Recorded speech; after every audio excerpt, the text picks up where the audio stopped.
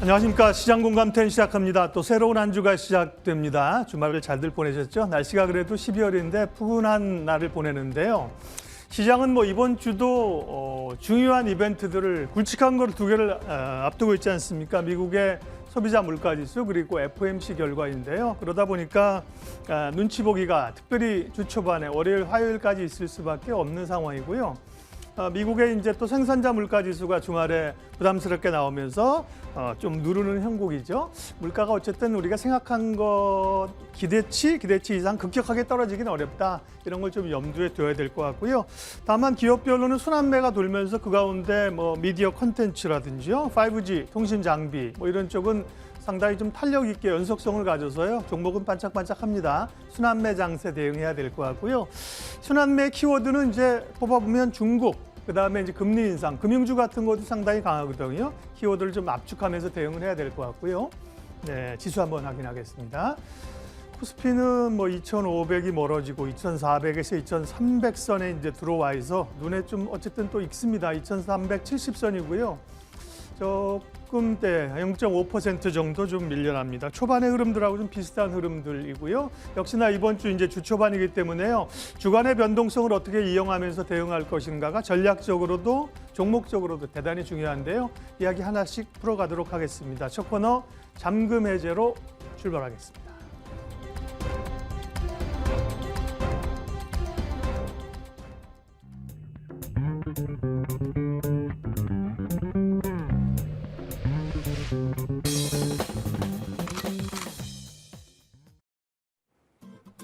네, 올해 마지막 FOMC를 앞두고 있는 한 주가 또 시작이 됐습니다. 새로운 첫 거래일 오늘 국내 증시는 일단 하락으로 출발해서 약세를 이어가고 있는 상황이죠. 코스피 지수가 2,375선 지나가고 있고 코스닥 지수는 717선에서 움직이고 있습니다. 이 속에서 우리가 주목할 만한 종목들 함께 또 풀어볼 이야기들 나눠보도록 하겠습니다. 오늘 잠금 해제는 인포스탁 데일리 김종효 전문위원과 함께합니다. 위원님 안녕하세요. 네, 안녕하십니까?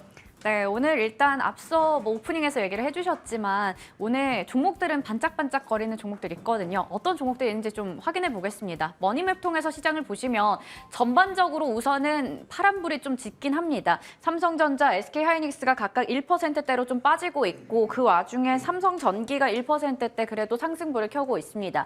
2차 전지 쪽에서는 LNF라던가 SKI테크놀로지 제외하고는 파란불이 켜져 있고요. 제약바이오도 오늘은 일부 종목들 제외하고는 전반적으로 파란불 켜고 있습니다.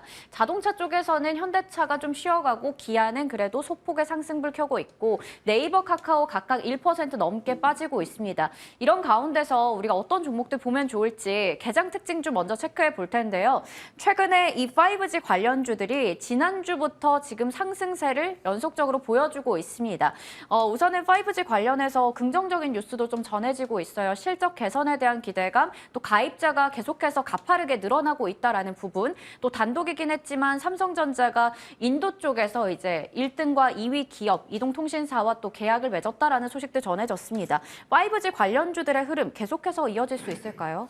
네, 일단 우리나라는 실망적인 뉴스가 나왔죠. 28GHz와 관련돼서 네. 이제 투자와 관련돼서는 거의 정체되는 것으로 얘기가 나와 있는데 반대로 이제 해외 쪽에서도 미국도 한번 뚫어보고 그다음에 중국에도 수출해보고 여러 가지 이제 역할을 했습니다만 중국은 아시다시피 워낙 자체 그 무선 장비 쪽이 강하고요. 그래서 일본과 미국 수출을 기대했던 종목군들이 좀 성과를 보이다가 올해 내내 약세를 보였던 종목군들이었는데 방금 언급해 주셨던 여러 가지 뉴스들 중에서는 삼성전자가 인도를 뚫었다라는 것 자체가 가장 큰 모멘텀이 되고 있지 않나 이렇게 봐야 할 것 같습니다. 그런데 오늘 창구 기준으로 봤을 때 코스닥 그 창구 기준으로 보면 5G 종목군들의 외국인들의 매도는 오히려 나타나고 있는 양상이어서 과연 얼마만큼 이것이 실적으로 이어질 것인가 이건 조금 더 지켜봐야 되지 않나라고 판단하고 있고요. 어쨌든 수주 산업입니다. 그래서 수주가 늘어나게 되면 주가는 움직일 수밖에 없다라는 점에서 일단 삼성전자가 인도를 뚫었다면 지금 중국은 사우디를 뚫었잖아요. 네. 그 네옴시티를 포함한 전체적인 이쪽에서는 화웨이가 그립을 잡고 갈 가능성이 있는데 이런 쪽에서도 어떤 추가 수주가 조금 터져줘야 아무래도 좀 더 우리가 매출단에서의 레벨업 그다음에 이익단에서의 레벨업. 지금 가장 중요한 것은 제가 보기엔 매출단에서의 레벨업입니다. 그래서 네. 이익도 좋아지면 좋겠지만 어쨌든 이들 업체의 2019년도에 그 화려했던 주가를 회복하기 위해서는 매출을 올릴 수 있는 추가적인 수소식에 돌리는 것이 관건이다. 그래서 이걸 좀 기다려보면서 접근하시는 게 좋을 것 같고요. 단기적으로는 너무 공격적으로 접근하시기보다는 여유를 가지고 좀 조정 시에 어느 정도 대장주를 중심으로 특히 수출 실적이 많았거나 삼성전자와 장기간 일을 해왔던 종목군들을 중심으로 접근하시는 것이 좀 좋지 않을까 이렇게 보고 있습니다. 네, 그렇게 보면 사실 5G 관련주 쪽이 너무 다양해서 종목을 좀 추려보고 싶다라는 생각도 드는데 사실 그 삼성전자가 인도 쪽에 공급한다 이런 소식 나오면서 기가레인 같은 종목들은 아무래도 직접적인 연관이 있다 보니까 금요일 시간외 거래에서 상한가 기록하기도 했었거든요. 오늘도 지금 4% 가까이 오르고 있습니다. 종목들 좀 추려보면 어떤 게 있을까요? 뭐 일단 제가 보고는 5G 내에서 가장 이제 핵심 종목은 뭐 언급해 주셨던 삼성전자와 같이 가는 그런 종목군들도 있지만 이게 이제 광통신을 이제 전기 신호로 바꿔주는 전기 신호를 또 광신호로 바꿔주는 이런 역할을 하는 OE솔루션 자체를 저는 뭐 굉장히 중요한 종목 중에 하나로 보고 있고요. 네. 그다음에 이제 과거 뭐 일본이라든지 여러 기업들과의 실적을 꾸준하게 좀 쌓아왔던 HFR 같은 종목을 좀 긍정적으로 보고 있고 그다음에 어차피 5G 하기 위해서는 계속 그 주파수 같은 것들에 대한 추가적인 실험 계속 해야 되거든요. 그런 관점에서 보면 이노와이어리스 같은 종목군들도 좀 주목해 볼 필요가 있지 않느냐 이렇게 보고 있습니다. 근데 어쨌든 한 3일간 급등하다 보니까 오늘은 대부분 종목군들이 음봉을 기록하거나 네. 굉장히 이제 고점에서는 좀 흔들리는 모습 보여주고 있기 때문에 이런 종목군들을 공격적으로 접근하시기보단 충분한 기간 조정과 가격 조정을 거쳤을 때 만약에 그런 가격 조정과 기간 조정 없이 계속 간다면 그건 이제 내가 기회를 놓쳤거나 내 기회가 아닌 거죠. 그래서 그런 종목군들에 대해서는 미련 가질 필요가 없다라고 판단하고 있고요. 저는 뭐 종목을 굳이 압축한다면 방금 언급해 주셨던 기가레인보다는 오이솔루션, 네. 그다음에 뭐 HFR 뭐 이런 이노와이어리스? 종목군들, 네. 이노와이어리스 같은 종목군들을 중심축으로 보고 있습니다. 네, 좋습니다. 이렇게 종목도 3가지 정도로 한번 압축해봤습니다. 너무 공격적으로 가기보다는 최근에 한 3거래일 정도 올랐던 만큼 기간 조정이 좀 나오고 나서 차분하게 대응해봐도 좋다라는 얘기를 해주셨습니다. 그럼 이제 두 번째 종목 확인해 볼 텐데요. 지금 오늘 뭐 영화관 관련주 중에서 CJ, CGV 상당히 강세를 보이다가 일단 지금 오름폭 좀 줄였습니다. 1% 정도 상승세 유지하고 있는데요. 아바타2 개봉하기 전부터 벌써 뭐 14일부터 15일, 18일까지 전석이 다 매진됐다 이런 소식도 있고요. 이제 뭐 객석에서 음식 먹는 건 당연히 가능한 거고 실내 마스크 해제라는 마지막 관문도 좀 남아있는 상황인데 오늘 굉장히 좋은 흐름 나타냈습니다. 어떻게 보시는지요? 네. 근데 이제 뭐 그 최근에 극장 가보셨는지 모르겠습니다만 실내 마스크가 의미가 있나 싶은 게 그 음식을 음료랑, 취식하게 네, 되면 뭐 그렇죠. 자연스럽게 뺄 수밖에 없으니까 네. 그래서 어떻게 보면 음식점 안에서는 뭐 계속 음식 먹는다는 그런 미명하에 안 쓰는 분들도 꽤 있는 것 같더라고요. 그래서 뭐 그건 어쨌든 뭐 우리가 방역 관련 규칙이니까 앞으로 이제 그건 지켜봐야 될 것 같고요. 중요한 것은 아바타라고 하는 굉장히 기대작이 거의 뭐 10년 넘게 있다가 후속작이 네. 나온 상황이기 때문에 시장의 기대는 엄청나죠. 그래서 일단 초반에는 당연히 반응이 이렇게 뜨거울 수밖에 없는데 진짜 이제 3시간 20분 가서 보고 오신 분들이 어떤 평가를 하느냐가 네. 관건이겠죠.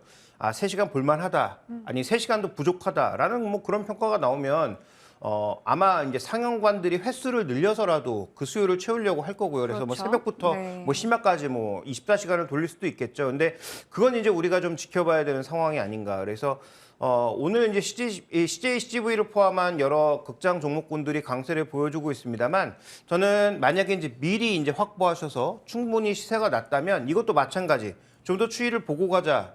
신규 관점에서는 조금 위험할 수도 있겠다. 왜냐하면 3시간 20분 보기 너무 힘들다라든지 아니면 재밌긴 한데 3시간 20분 동안 기다리기가 너무 힘들었다라든지 아니면 초반에 한 일주일은 정말 뜨거웠는데 그 후에 뭐 급속히 식어버리는 그런 모습을 보일 경우도 있지 않겠습니까? 그래서 지금부터는 제가 보기엔 미리 낮은 가격에 확보하신 분들의 영역이다. 그러면 기존에 보유했다가 큰 손실이 난 상태에서 이제 주가가 반등하고 있는 상태에서는 어떡하냐? 다시 꺾여 내려갈 때는 좀 줄일 필요가 있는 거죠. 그래서 지금은 저는 어떤 종목이 됐든 그게 뭐 주도주든 2차 전지든 뭐든 추세가 꺾이는 다시 꺾이는 종목에 대해서는 뭐 너무 미련 가지고 계속 가져가는 그런 전략보단 일정 부분 줄였다가 다시 재접근하거나 종목을 바꿔보는 것도 하나의 전략이라고 판단하고 있기 때문에 이런 극장 종목에 대해서는 일단 기존의 보유자들도 추가 반등 시에는 비중 축소를 통해서 리스크 관리가 필요하다고 보고 있고요. 그다음에 신규 접근하시는 분들은 지금 구간에서 접근하기엔 너무 늦었다라고 판단하고 있고 만약에 추세를 좀 흔드는 그런 모습을 보일 경우 특히 거래까지 늘어나면서 추세를 흔드는 모습을 보일 경우에는 저는 뭐 적극적으로 좀 비중을 축소할 필요가 있지 않느냐. 앞으로 과연 이런 대작들이 계속 빅히트를 칠 수 있느냐에 대해서도 우리가 좀 더 기다려볼 필요가 있겠고 만약에 이제 길게 보시는 분이라면 조정시 매수 정도를 볼 수 있는 것이 어쨌든 다시 이제 극장으로 사람들이 좀 갈 수 있는 네. 그런 여건들이 서서히 만들어지고 있는 상황이기 때문에 뭐 장기 관점이 아니라면 단기 관점에서는 신규 매수도 별로 의미 없고 오히려 단기 반등시의 비중을 줄일 것이 필요하다 이렇게 말씀드리겠습니다. 네, 이게 뭐 영화도 그렇고 게임도 그렇고 신작이든 이런 기대감이 불어서 주가가 오를 수 있지만 사실 그 이후에 진짜 경험을 해본 사람들의 후기가 중요한 것 같습니다. 아바타 3시간이 넘는 러닝타임 저는 사실 집중이 안 돼서 못 볼 것 같다 이런 생각도 하는데 보고 나서 그 평들이 어땠는지 그 여부에 따라서 주가 변화도 있을 것 같고요. 우선은 보유자의 영역에서 얘기를 주셨는데 그렇다면 보유자분들께서는 어느 정도를 적정하게 목표 주가로 잡으면 좋을까요? 이런 종목이 일단 시세 타고 가는 게 아니라 어떤 펀더멘탈 레벨로 가는 게 아니라 말 그대로 모멘텀으로 가는 거잖아요. 그 모멘텀이 꺾이는 구간에서는 정리를 해야죠. 그래서 이거 특정 가격이나 이런 걸로 말씀드리기는 네. 어렵고 뭐 네. 본인마다 기준을 좀 두셔야 되겠죠. 뭐 11선이 됐든 5일선이 됐든 아니면 내가 보는 어떤 적정 가격, 이 가격 아래로 떨어지면 나는 뭐 매도를 하겠다라는 그런 어떤 개인만의 좀 기준이 필요하다라고 보고 있습니다. 그래서 요즘 펀더멘탈 플레이가 아니기 때문에 펀더멘탈 플레이가 아닌 종목에 대해서는 확실하게 모멘텀이 떨어지는 구간, 뭐 거래라든지 이평선이라든지 그런 자신만의 어떤 기준으로 접근하시는 것이 좋겠고요. 중장기적으로 보신다면 저는 뭐 PR 한 20배 정도가 적절한 네. 목표라고 보고 있는데 과연 이익이 언제부터 생길 거냐. 그러면 그 생기는 이익의 양에 대해서 또 어떻게 평가할 거냐는 조금 더 시간을 두고 지켜봐야 될 문제인 것 같습니다. 네, 알겠습니다. 그러면 저희 이제 세 번째 개장 특징 좀 확인해 보겠습니다. 오늘 뭐 휴마시스 비롯해서 진단키트 관련주 얘기해 보려고 하는데요. 휴마시스는 일단 지난주에도 금요일에 강한 시세를 내기도 했습니다. 오늘도 일부 종목들이 강세를 나타내고 있는데요. 중국 쪽에서 제로 코로나가 완화되면서 또 많은 사람들이 지금 약국에 가서 이제 사재기를 하고 있는데 해열제, 뭐 감기약 등등이 지금 또 품귀 현상 빚고 있습니다. 지금 진단키트 관련주들 지난주 금요일에 강하게 올랐거든요. 지금 자리에서의 전략 어떻게 세워보면 좋을까요? 네, 뭐 여러 종목군들이 과거부터 항상 뭐 이렇게 코로나가 재유행하면 또 시세를 냈다가 다시 또 무너지는 모습 보이다가 이게 벌써 몇 번이 반복돼 네. 온 것이잖아요. 그래서 관련된 뉴스가 나올 때 분명히 반응은 있다. 그다음에 중국이 어쨌든 방역을 열기 위해서는 또 어딘가를 다니기 위해서는 뭐 PCR 검사는 아니더라도 저런 개별 검사에 대한 수요가 올라갈 수밖에 없기 때문에 당연히 뭐 실적은 일정 부분 증가할 수도 있겠지만 잘 생각해 보시면 2020년도 그때 시세 났을 때도 실제로 숫자로 확인되지 않았을 때 주가가 막 움직였다가 그다음에 이제 오히려 숫자가 확인되는 구간에서 주가가 떨어지는 그런 현상을 보였잖아요. 지금도 마찬가지라는 거죠. 실제로 팔릴지 안 팔릴지 모르지만 뭔가 기대가 있던 지금 시점에서 뭔가 드라마틱하게 움직였다가 그다음에 이제 실제로 실적이 뭐 예상보다 못하거나 실적이 예상만큼 나와도 아마 주가는 힘을 잃지 않을까라고 보고 있고요. 그다음에 보시는 것처럼 가면 갈수록 주기가 짧아지고 있죠. 그래서 초반에는 정말로 큰 시세 났다가 떨어지는 구간도 조금 시간을 주면서 떨어뜨렸는데 최근 들어서는 급하게 올랐다 급하게 떨어지는 이런 양상들이 반복되고 있단 말이죠. 그러니까 이건 뭐 종목 구분이 필요가 없고 이렇게 모멘텀으로 접근하는 종목군들에 대해서는 철저하게 기술적 대응이 저는 필요하다라고 보고 있습니다. 그래서 익절, 손절을 명확하게 할 필요가 있겠다. 그래서 이런 종목은 설사 내가 생각보다 좀 싸게 판다고 하더라도 미련 없이 어느 정도의 수익률을 내면 저는 과감하게 정리하는 것도 한 가지 방법이다. 왜냐하면 어차피 내년장이 어떻게 흘러갈지 모르는 상황에서 저는 내년도 핵심 키워드는 잘 지키는 게 핵심이라고 보고 있거든요. 그래서 어느 정도 수익이 났다면 그걸 잘 지키는 것도 하나의 방법이니까 시세 아래부터 끝까지 다 이제 우리가 취하려고 하지 말고 어느 정도 수익이 났다면 일정 부분 정리해서 가져가는 것도 한 가지 방법이 아닌가 이렇게 보고 있습니다. 네, 이렇게 진단키트 관련주에 대한 전략까지 좀 이야기 나눠봤습니다. 저희 그러면 오늘 잠금 해제 종목들 확인해 볼 텐데요. 앞서 CJ E&M에 대한 이야기를 했었죠. 오늘은 CJ CGV에 대한 얘기를 했었고 오늘은 CJ E&M에 대해서 얘기 나눠보겠습니다.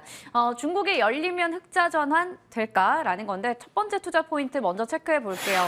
오늘 콘텐츠 관련주들 앞서 체크해 봤듯이 아바타뿐만 아니라 뭐 중국에서 한한령 해제에 대한 기대감 여전한 가운데 관련주도 지금 또 좋은 흐름 나타내고 있습니다. 하지만 개별 종목으로 봤을 때 실적 쇼크에 대한 이런 이슈도 있는데 어떻게 보셨나요? 네, 일단 뭐 준비된 그림부터 열어보면서 시작해 볼까요?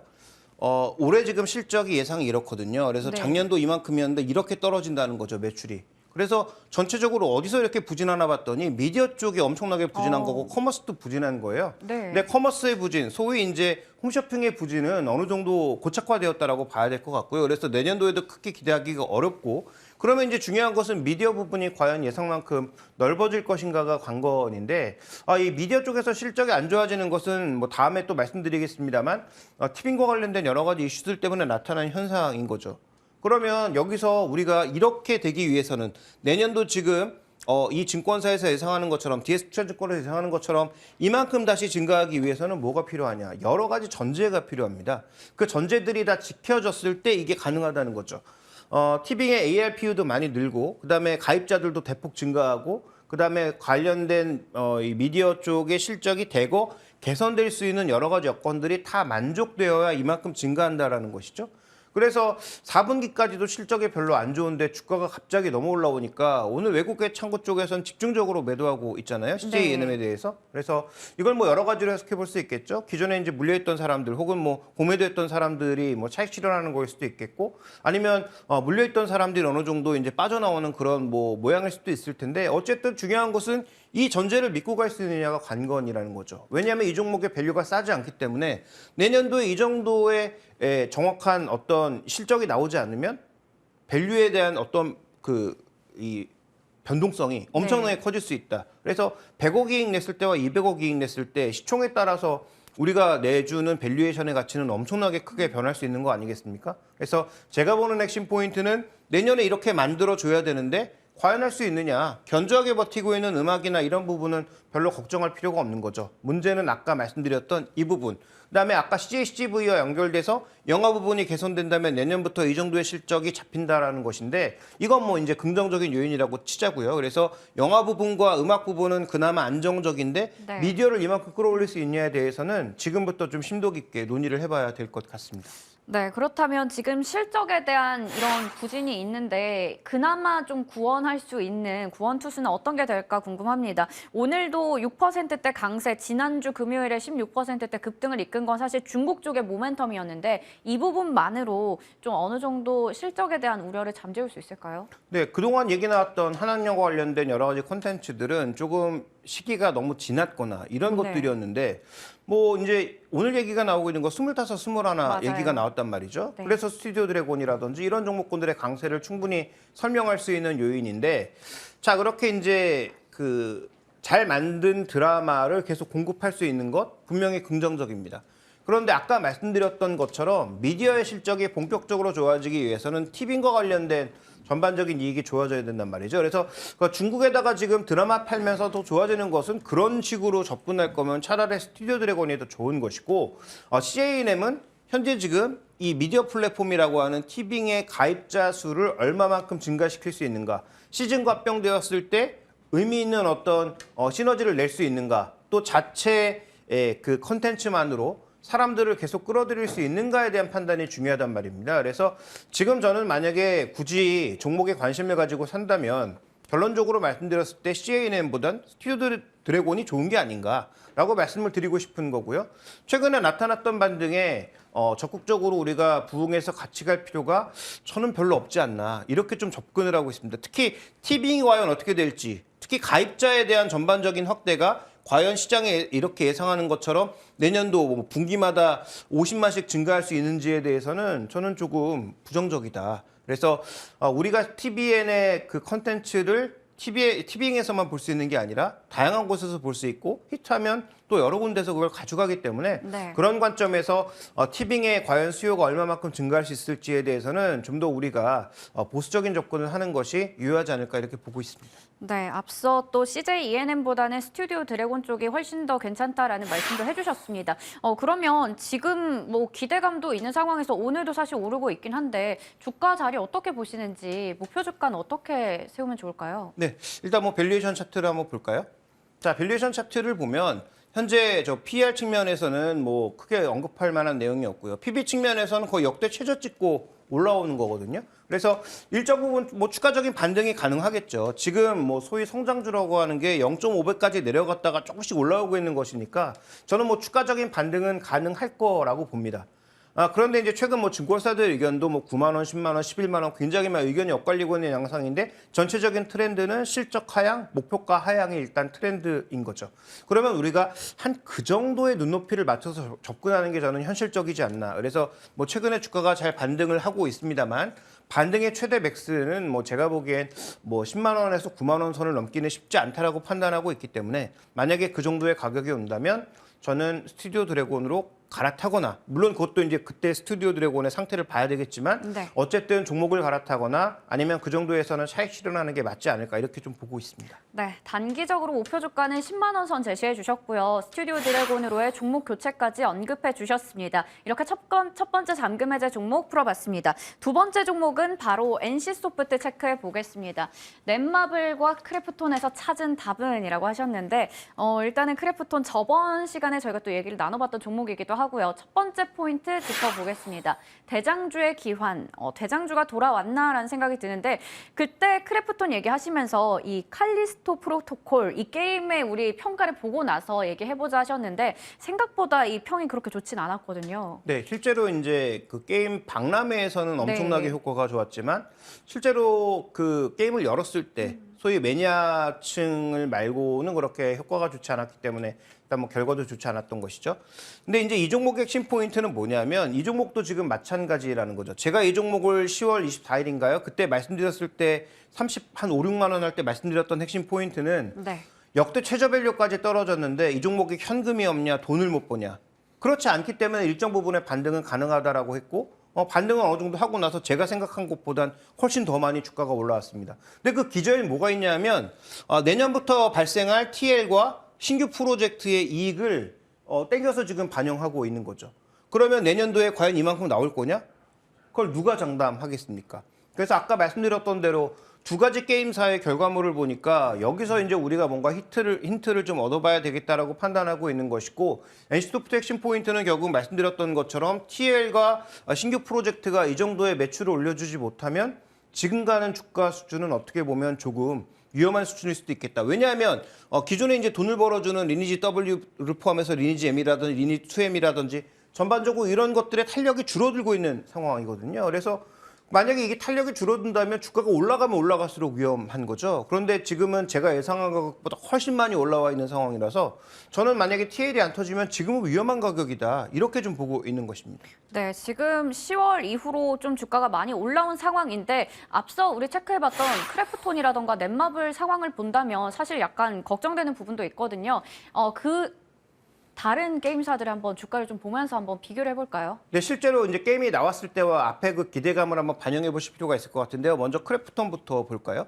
크래프톤 이제 아마 우리가 얘기할 때가 한 이즈음 어디였을 네. 거예요. 그래서 이제 신작을 보고 나서 이 종목의 추가적인 어떤 방향성을 보는 것이 좋겠다라고 말씀드렸는데 바로 이날이 이제 게임 출시 날이었죠. 12월 2일 날. 그 전부터 급락했고 당일날 급락했죠. 기대를 이만큼 반영하면서 실적도 떨어지고 지금 좋지 않은 상황에서 기대를 이만큼 반영했다가 기대를 못 채우니까 바로 제자리로 떨어지고 있는 거죠.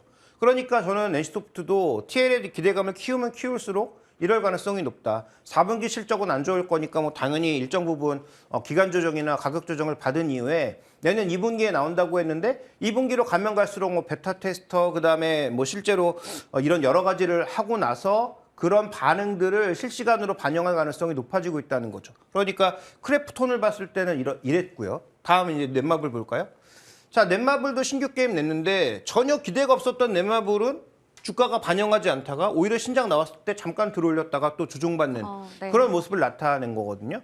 그러니까 기대를 반영하면 반영할수록 다 아시는 것처럼 게임사들은 굉장히 좀 위험할 수 있다라는 것이죠. 그런 관점에서 접근했을 때 저는 이 두 종목에서 답을 찾을 수 있다. 그래서 NC소프트는 아무리 길게 봐야 내년 1분기, 그다음에 TL과 관련된 기대감을 키워서 주가가 올라가면 올라갈수록 위험하다. 그렇다면 저는 지금부터는 올라가면 올라갈수록 정확하게 고점을 우리가 알 수 없기 때문에 조금씩 비중을 줄이는 것이 저는 적절한 전략이 아닌가 이렇게 봐야 할 것 같습니다. 네, 30만 원 후반선일 때부터 얘기를 주셨는데 그때 비해서 지금 좀 많이 올라와 있습니다. 46만 4천 원 선에서 오늘도 움직이고 있는데 일단은 앞서 체크해봤던 넷마블이나 크래프톤만 보더라도 신작 기대감 때문에 많이 올랐다가 오히려 발표하고 나서 떨어지고 넷마블 같은 경우에는 올랐다가 또 바로 떨어지고 이런 모습이 반복됐기 때문에 그 부분과 함께 좀 페어링해서 생각해 볼 수 있을 것 같은데요.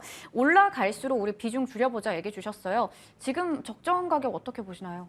근데 좀 PR 측면에서도 과거에 이제 여러 가지 기대감, 정말 돈 버는 기업이다라는 기대감이 막 터졌을 때는 뭐 40배, 30배 이게 이제 일반적인 수준이었거든요. 네. PR로. 근데 지금 PR이 어디까지 떨어졌었냐면 거의 뭐 15배 수준까지 떨어졌다가 이제 막 한 18배, 19배 이 정도 수준까지 올라가고 있는 거예요. 근데 제가 생각하는 적정 가격은 정말로 TL이 리니지처럼 빵 터져서 장기적으로 계속 매출을 발생시켜 줄 수 있는 그런 게임, 그 정도의 게임이 아니라면 저는 20배 정도가 적절한 가격이라고 보고 있습니다. 지금 이미 적절한 가격으로 좀 진입했다라고 보고요. PR 측면에서는. PB 측면에서도 우리가 항상 제가 말씀드리는 게 소위 성장주라고 하는 게 현금도 많고 돈도 잘 벌고 있는데 과연 역사적 밴드의 하단 부분까지 떨어진 게 적절하냐라는 말씀드렸는데 어쨌든 반등을 했죠. 적절한 수준의 반등인지는 시간이 좀 더 필요합니다. 검증의 시간이 필요한데 저는 여기서 추가적으로 더 반등할 수 있겠지만 추가적으로 더 반등한다고 하더라도 신규 게임의 모멘텀을 우리가 명확하게 측정할 수 없는 만큼 그다음에 계속 돈을 벌어주고 있는 리니지가 앞으로도 돈을 벌어주긴 하겠지만 비용은 계속 올라가고 있고 개발자 뽑으면서 고용 늘리면서 비용은 올라가고 있고 그다음에 벌어들인 돈은 한계를 나타내고 있는데 만약에 신규 게임에서 그 정도가 터지지 않으면 과연 올라간 밸류를 어디까지 끌어올릴 수 있느냐에 대해서는 물음표를 달 수밖에 없다는 거죠. 따라서 해당 종목의 목표가는 없고요. 네. 지금 현재 구간에서 추가적으로 반등을 보인다면 저는 서서히 이제 정리할 때가 되었다라고 판단하고 있고 PR 만약에 20배를 넘어가는 수준이라면 저는 그 가격에서는 분할 매도. 왜냐하면 고점을 명확하게 알 수 없기 때문에 정확하게 다 팔 수는 없겠지만 저는 분할 매도를 들어가는 것이 맞다라고 보고 있습니다. 네, 이렇게 NC소프트까지 이야기 좀 나눠봤습니다. 오늘 잠금 해제 통해서는 여러 가지 개장 특징주도 알아봤고요. CJ ENM과 NC소프트 함께 풀어봤습니다. 지금까지 인포스탁 데일리 김종효 전문위원과 함께했습니다. 감사합니다.